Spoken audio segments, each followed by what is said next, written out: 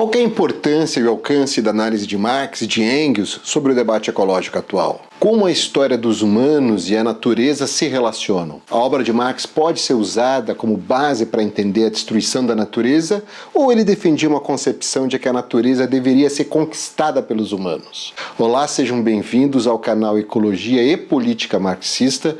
Eu sou o Jefferson Schoma e hoje a gente vai começar a discutir algumas das contribuições de Marx e de Engels ao debate ecológico atual. Mas este é apenas um primeiro episódio, vamos ter outros para explicar uma visão bastante original e sofisticada que eles elaboraram sobre a relação entre a sociedade e a natureza. Então, gente, vamos começar.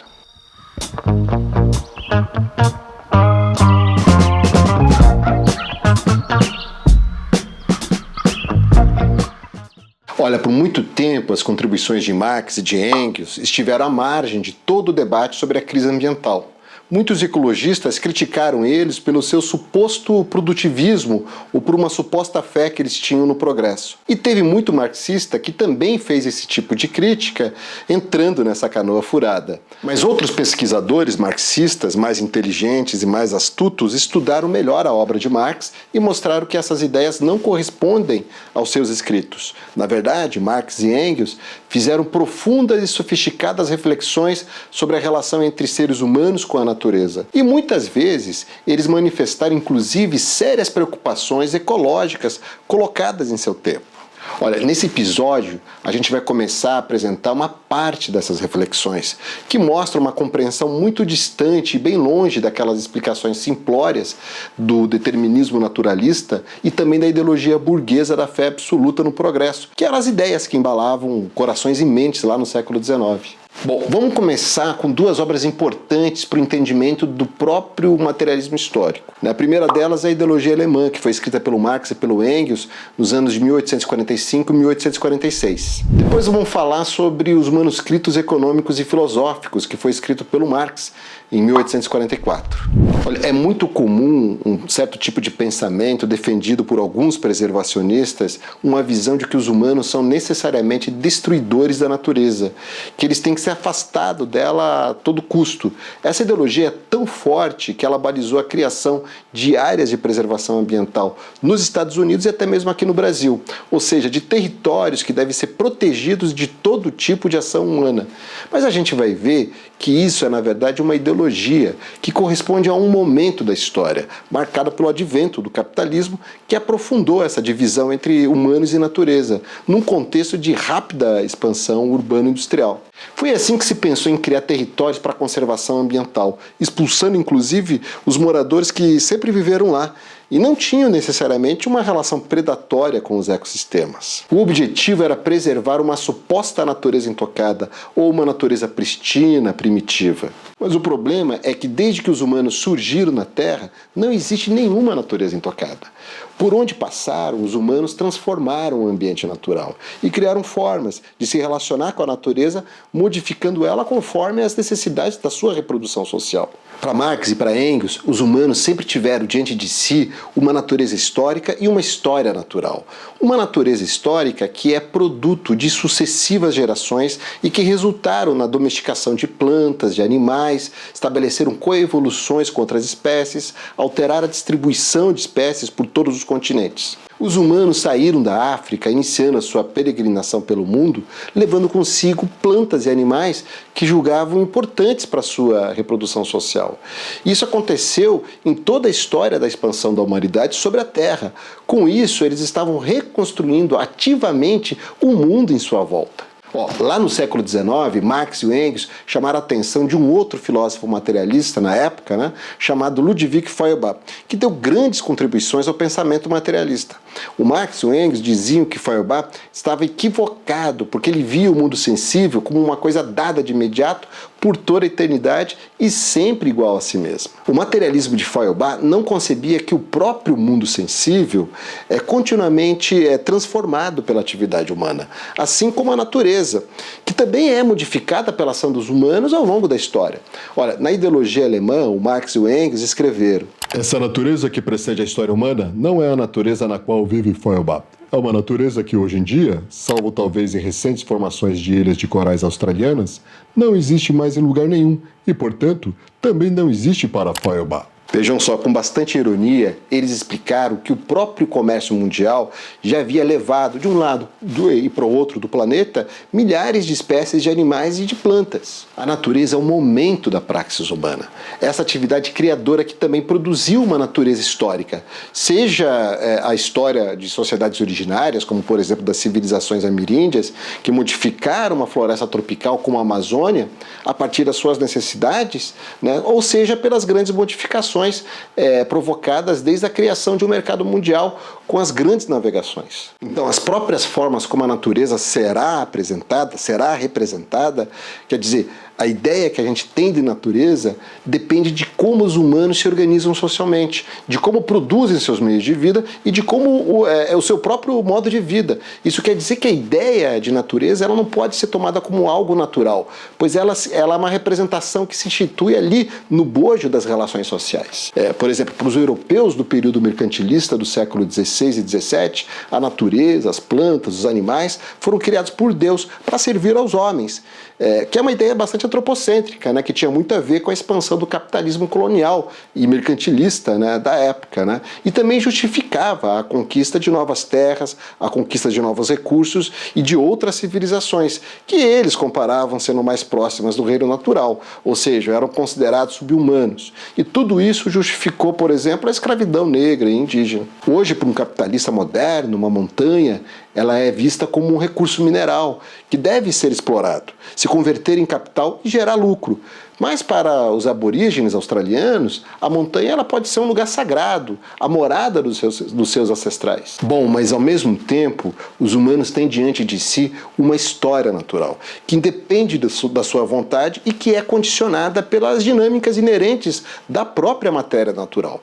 Por exemplo, todo organismo vivo resulta de um processo histórico singular, que começou lá com a origem da vida e passou pela seleção natural. Esse processo deu origem a um incontável número de espécies, e inclusive a nós, seres humanos. Somos produtos de uma história natural.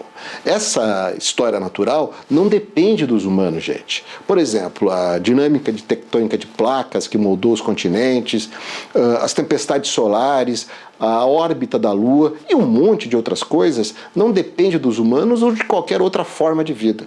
Mas todas essas coisas exercem influência na criação das formas de vida que estão aí hoje, né? Também criaram condições de possibilidade para o desenvolvimento da própria humanidade. Bom, em suma, história natural e natureza histórica se condicionam mutuamente. Os humanos não estão fora da natureza e nem a natureza está fora da gente. E olha só, isso não tem nada a ver com determinismo naturalista, que pensa que as condições naturais determinam uma sociedade. É aquela velha história, não é o clima, nem outras características físicas ou geográficas, né, que determinam se um povo será mais propenso à civilização do que outros povos. O determinismo naturalista serve só como uma ideologia do colonialismo europeu para submeter outros povos pelo mundo, né? Mas isso, gente, já é uma outra história. Mas voltando aqui às sociedades, como é que os humanos transformam a natureza?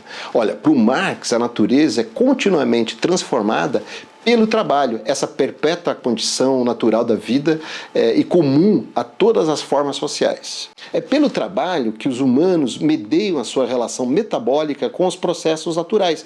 Isso é, com o intercâmbio orgânico de consumo, de síntese e degradação dos elementos que constituem a base da vida. É pelo trabalho que os humanos estabelecem uma regulação entre esse fluxo de energia-matéria, né, com a natureza, com seus ciclos biogeoquímicos. Olha, num outro episódio a gente vai analisar com profundidade o conceito de troca metabólica de Marx, que é fundamental para entender o seu pensamento ecológico, ok?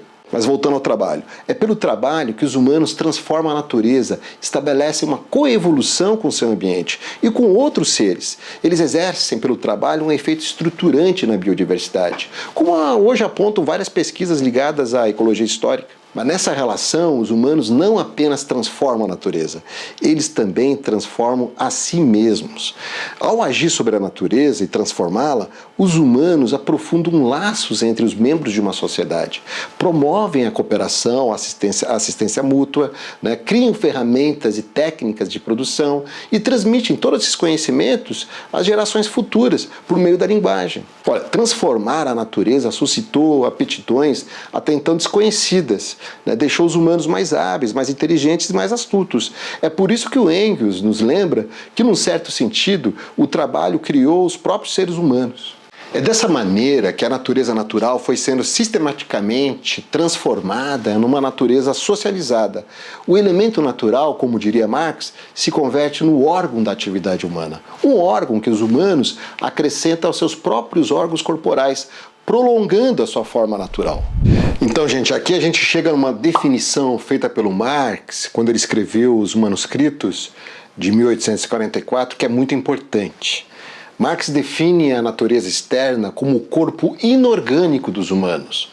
Nos manuscritos, o Marx escreveu: a natureza é o corpo inorgânico do homem. Que a vida física e espiritual do homem está interconectada com a natureza não tem outro sentido senão que a natureza está interconectada consigo mesma, pois o homem é parte da natureza. Humanos e natureza formam uma unidade ontológica no processo de produção social. Eu penso que essa definição do Marx foi muito subestimada, porque ela é uma definição revolucionária e rompe com toda uma certa tradição aí do pensamento ocidental que colocou os humanos separados da natureza. Uma tradição que remonta à filosofia clássica grega de Platão e Aristóteles, vai para os filósofos do cristianismo e chega até René Descartes, né, que na era moderna consagrou a separação entre humanos e natureza, entre espírito e matéria e entre sujeito e objeto. O Marx ele rompe com toda essa noção, com a oposição entre história e natureza, com a oposição entre espírito e matéria e entre sujeito e objeto. Marx vê uma relação dialética entre os humanos e a natureza. Por um lado, os humanos são uma extensão da natureza e seu objeto, na medida em que é a manifestação das suas forças naturais ou das suas forças vitais. Por outro lado, a natureza é o corpo inorgânico dos humanos, que enquanto possuidor de forças vitais e atividade, requer a natureza para realizar suas possibilidades e as suas capacidades. Ora, nas sociedades pré-capitalistas ou não capitalistas, essa unidade original é perceptível. Uma comunidade tribal, por exemplo, supõe sujeitos em unidade objetiva com as suas condições de produção, né? Cada membro dessa sociedade tem parte na propriedade comunitária, né? O que significa que os produtores detêm os meios de produção e têm o pleno controle das etapas do seu trabalho e da produção social, né? E essa produção ela obedece às necessidades da comunidade. Mas sobre o capitalismo e a generalização das relações da sociedade burguesa, essa unidade original ela foi substituída pelo antagonismo entre humanos e natureza. É por isso que, para o Marx, o que precisa ser explicado não é a unidade do ser humano vivo e ativo com a natureza, mas sim a separação entre as condições inorgânicas da existência humana. Uma separação que, segundo Marx, só está colocada por completo na relação entre o trabalho assalariado e o capital. Bom, aqui a gente se defronta com outro problema, o problema da alienação dos humanos com a natureza. Um problema que é bastante comum hoje em dia. A maioria das pessoas não sabe nem de onde vem a água que elas bebem, da onde vem a sua comida, como ela é produzida e quem a produz. Você sabe de onde vem a sua comida e quem a produz? Pois é, essas são as consequências mais extremas aí da total alienação dos humanos com a natureza. E essa alienação ela está relacionada à alienação ou ao estranhamento do trabalho, que é quando o trabalhador não se reconhece no fruto do seu próprio trabalho e nem suporta o processo de trabalho.